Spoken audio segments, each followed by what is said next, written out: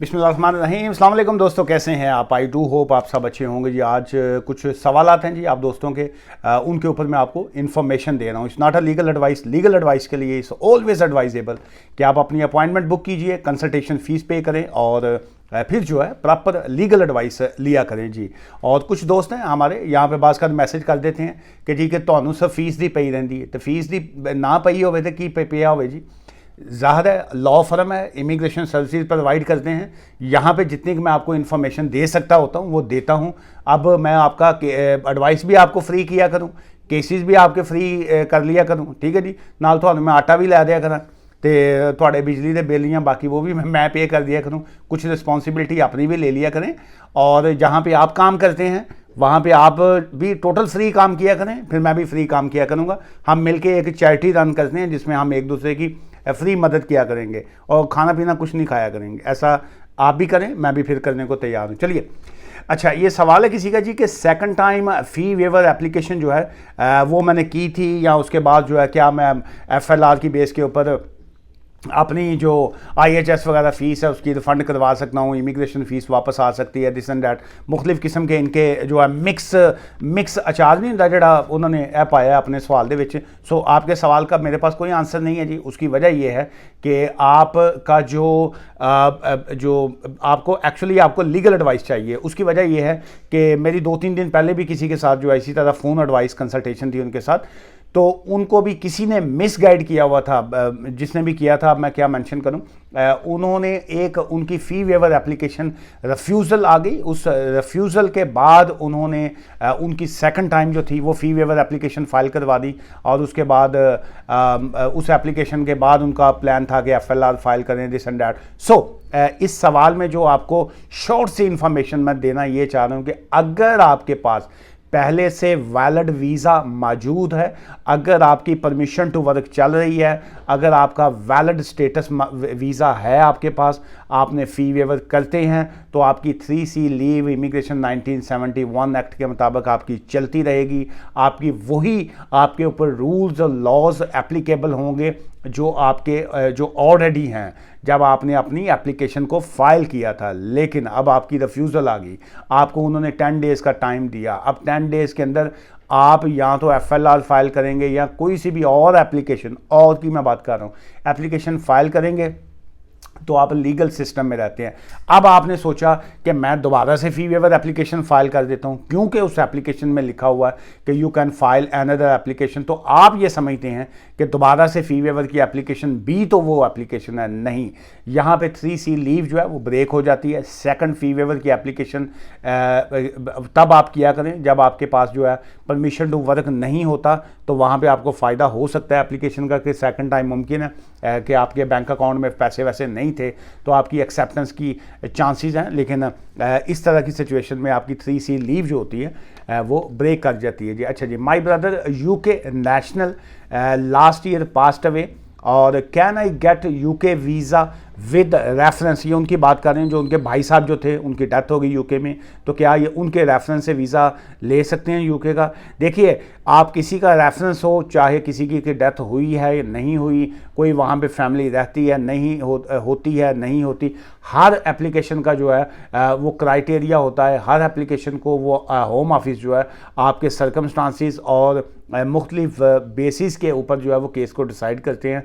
क्या भाई की डेथ हुई है तो क्या वो एक बेस बन सकती है आपको वीज़ा लेने के लिए? मैं ये नहीं कह सकता कि बेस नहीं है, लेकिन मैं ये भी नहीं कह सकता कि उनकी डेथ की वजह से आपको वो वीज़ा इशू करेंगे। ऐसा नहीं होता। उन्होंने अपने रूल्स के मुताबिक, लॉ के मुताबिक फ़ैसला करना होता है। सेकंड, इसी सवाल में आपने लिखा कि क्या हीज़ वाइफ जो है कैन गेट अ बेनिफिट्स। जी, उसमें अगर उनकी वाइफ जो है उनके वीज़ा के ऊपर जो स्पाउस वीज़ा था अगर उनका, तो अगर उसके ऊपर no recourse to public funds नहीं लिखा तो वो बिल्कुल फ़ंड्स ले सकती हैं, बेनिफिट्स ले सकती हैं। लेकिन अगर उनके रिकोर्स टू पब्लिक फंड्स लिखा हुआ कि no recourse to public fund के वो बेनिफिट्स नहीं ले सकती, तो वो बेनिफिट्स नहीं ले सकती। लेकिन यहाँ पे मैं मज़ीद आपको ये कहूँगा कि अगेन उनको कहिएगा कि वो प्रॉपर जो है वो लीगल एडवाइस लें, क्योंकि इसमें अगर मैं आज की वीडियो लंबी ना हो जाए, बहरहाल वो शॉर्ट सम आंसर ये है कि अगर उनका हस्बैंड की डेथ हो चुकी है तो एक तो उनके पास लीगल राइट ये है कि अगर उनका वीज़ा चाहे शॉर्ट है, अभी थोड़ा अर्सा हुआ, जितना भी अर्सा हुआ, उनके पास लीगल राइट है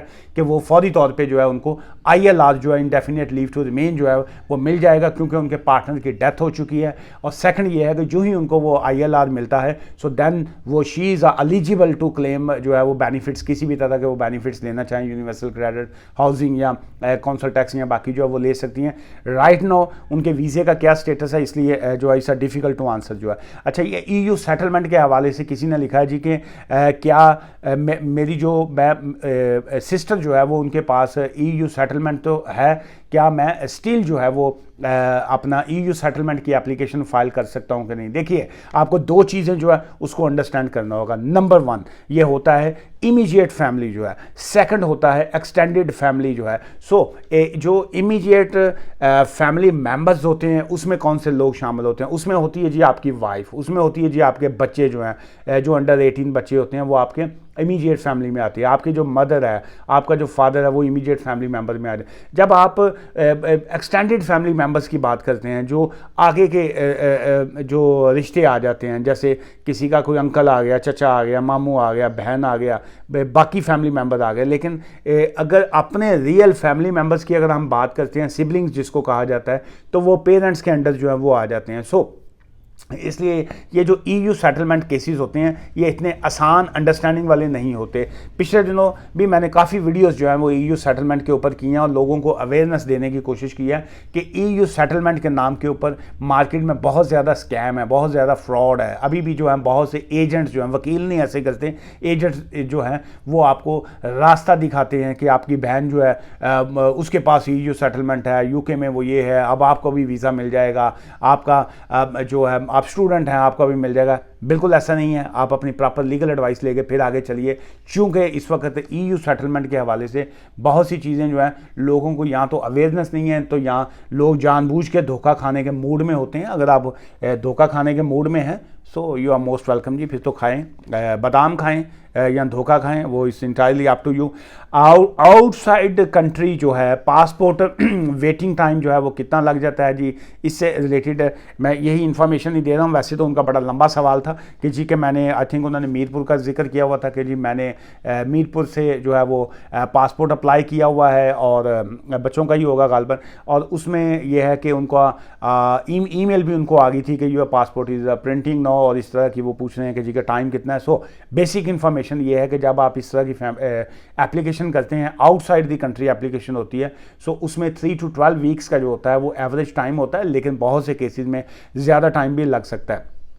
2-3 दिन पहले भी एक मेरे क्लाइंट की पासपोर्ट जो था उन्होंने इस्लामाबाद से, पाकिस्तान से अप्लाई किया हुआ था, बल्कि उन्होंने यहाँ पे वीडियो में शुक्रिया भी किया था। अगर आप वीडियो देख रहे हैं तो आपका शुक्रिया जी, आप ऑफिस आए, आप तशरीफ़ लाए, आपने शुक्रिया अदा किया। फिर आपका अपना भी को गालबन चैनल है, वहाँ पे आपने मेरे बारे में काफ़ी अच्छे लाइनें लिखी थी, सो आई रियली अप्रीशिएट। तो बड़ा अच्छा लगता है जब आप लोग ऐसा पॉजिटिव फीडबैक जो है वो देते हैं। सो एक तो ये है कि इसमें जो एवरेज टाइम है 3 वीक्स का होता है जी, और अगर प्रिंटिंग का आपको मैसेज आ चुका है तो अराउंड जो है 3 वीक तक जो है वो वेट कीजिए। होपफुली पहले आ जाएगा, लेकिन सम टाइम जो है उस पर थोड़ा टाइम जो है वो ज़्यादा लग जाता है। सो इसलिए you don't need to worry about that. अच्छा, ये एक और बड़ा इंटरेस्टिंग सवाल है जी, ये स्किल्ड वर्कर वीज़ा के हवाले से है। सो ये बहुत से लोग जो हैं जो इस वक्त चाहे वो केयर होम के वीज़ाज़ के ऊपर हैं या जो लोग स्किल्ड वर्कर वीज़ा के ऊपर हैं इस वक्त, एक तो मैं खैर उनको अवेयरनेस ये देता जाऊँ कि बहुत से लोग इस वक्त जो हैं वो बहुत मसाइल को जो है प्रॉब्लम्स को फेस कर रहे हैं। उसकी वजह यह है कि कंपनी वाले आपको जॉब्स नहीं दे रहे हैं, घंटे नहीं दे रहे हैं। बहुत से लोग जो हैं वो इस वक्त अनफॉर्चुनेटली वीज़ाज़ जो हैं वो बाय करके आए हुए हैं, फैमिलीज़ लेके आ चुके हैं, बच्चे हैं उनके साथ, उनके लिए काफ़ी डिफ़िकल्टीज़ हैं इस वक्त जो है। सो उसमें अब किस तरह के मसाइल हैं उन पे बात करना जो है वो इस वक्त इज़ नॉट राइट टाइम। लेकिन जो आपका सवाल है ये बड़ा अच्छा सवाल है उन लोगों के लिए जो इस वक्त स्किल्ड वर्कर वीज़ा के ऊपर हैं ऑलरेडी या स्किल्ड वर्कर वीज़ा के ऊपर आना चाह रहे हैं।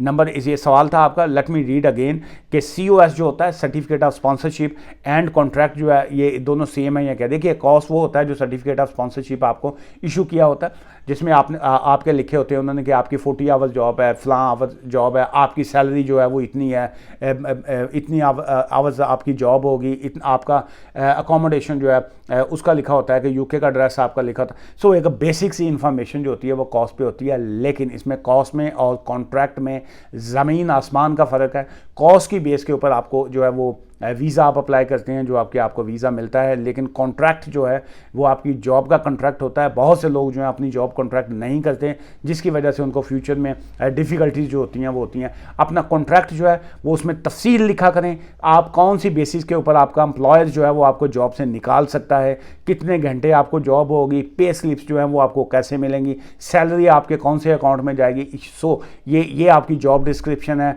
आप यहाँ पे जो है इतने घंटे कंप्यूटर पे बैठेंगे, इतने घंटे जो हैं नाल कुड़ियाँ बैठियां ने उन्होंने देखोगे ताड़ोगे, इतने घंटे जो हैं वो आपने लेटर पोस्ट करने हैं, इतने घंटे जो हैं वो आपने कैमरा मैन ऐसा अगर आप काम कर रहे हैं इतने।